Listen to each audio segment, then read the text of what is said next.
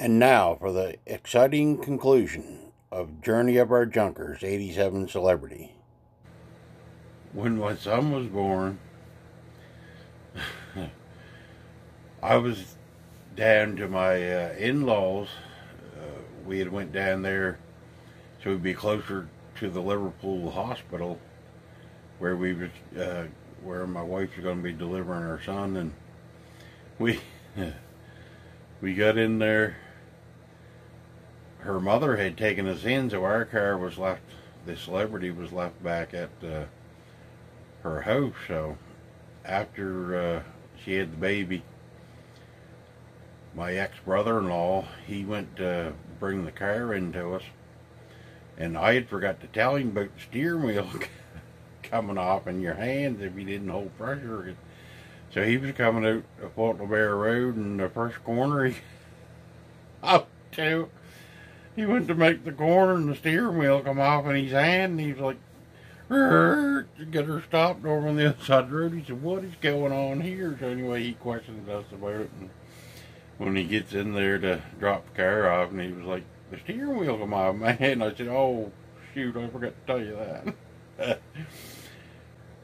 Then there was a time when I was working as a supervisor for a grant job in the local place here, Shelburne Regional Housing.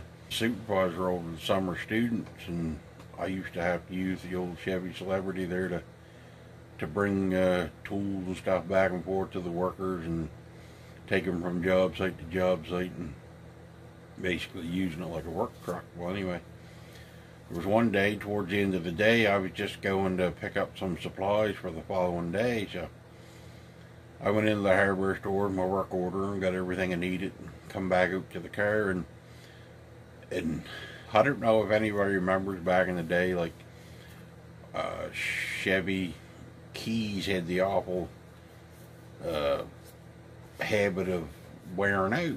So, and this one was getting pretty thin, so you can guess where this is going. I went to put it in the ignition and turned it, and the key snapped off, so that wasn't very good.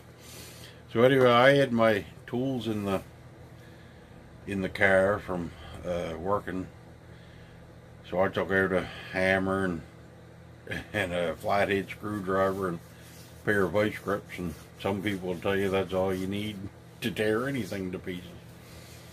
So I went at the steering column not knowing anything about it. Like, I didn't know how to hot wire cars or anything like that, so I didn't have a clue what I was doing. I got the plastic tore off around the steering column, and I started prying at stuff. And so anyway, eventually, after about 25-30 minutes, I finally got the ignition switch come off, like with hammering and prying. And so anyways, by doing that, the key had slipped inside the ignition farther, and it must have engaged. So anyway, after I got the ignition switch out, I had the whole outside of it tore all to pieces, and there was no little ears to turn it with anymore. So I had put the vice grips and took the whole ignition switch guts and put it back inside the outside casing, and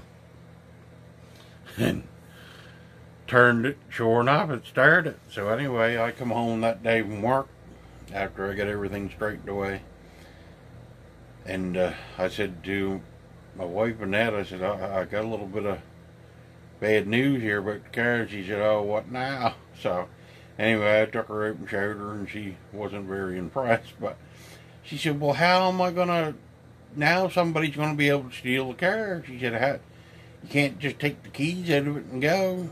She said, and if anybody looks in and sees it like that, they might want to smash the window and go with it. I said, no, don't worry about that. I said, here you go. I hauled the ignition switch out on the end of the vice grip. Said, this is your key. Chuck it in there. I said, with no ignition switch, they can't start it unless they hot wire it. Anyway, so that was pretty funny. But yeah, like I say, that old thing, she had been through the ringer and back.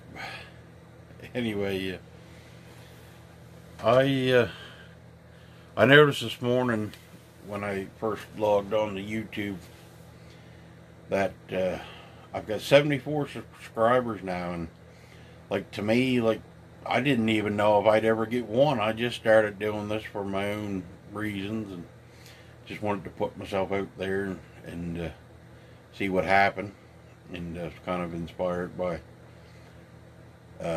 some YouTubers I watch, especially Brandon the Garbage Disposal Clark. Please check him out. And so anyway, I figured I might get one with my best friend there. I figured he'd probably subscribe to me, but for me to have 74 after just this short period of time that I've been doing it, like, it amazes me that there's 74 people out there that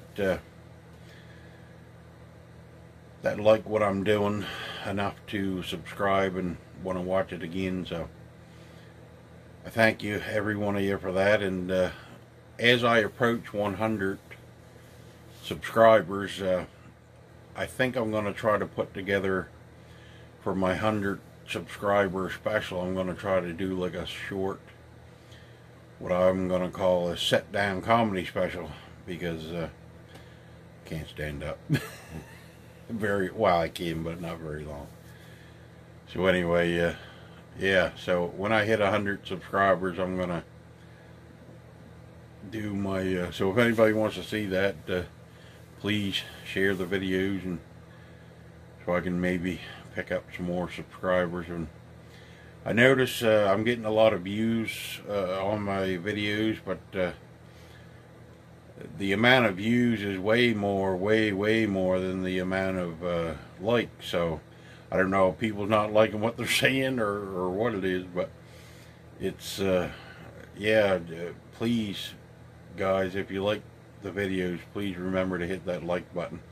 Helps the channel out a lot. And even comment. I know I have some people that just comment as much as even a emoji, like, in that any type of comment helps, like even just pressing Y or G for good or anything, like, is helps the channel out. So, but anyway, like I say, it's to me it means a lot to everyone who watches my videos. So remember, if you can't laugh with me, laugh at me. But please keep laughing. The world needs it right now. Craftsman out. Have a nice day. Hey all, H.H. Craftsman here. If you like this video, please remember to like, share with all your friends, and even comment. It helps the channel a lot. And if you'd like to become a member of the Craftsman crew, it doesn't cost you a cent. Just hit that subscribe button. And remember, if you can't laugh with me, laugh at me. But keep laughing. Have a nice day.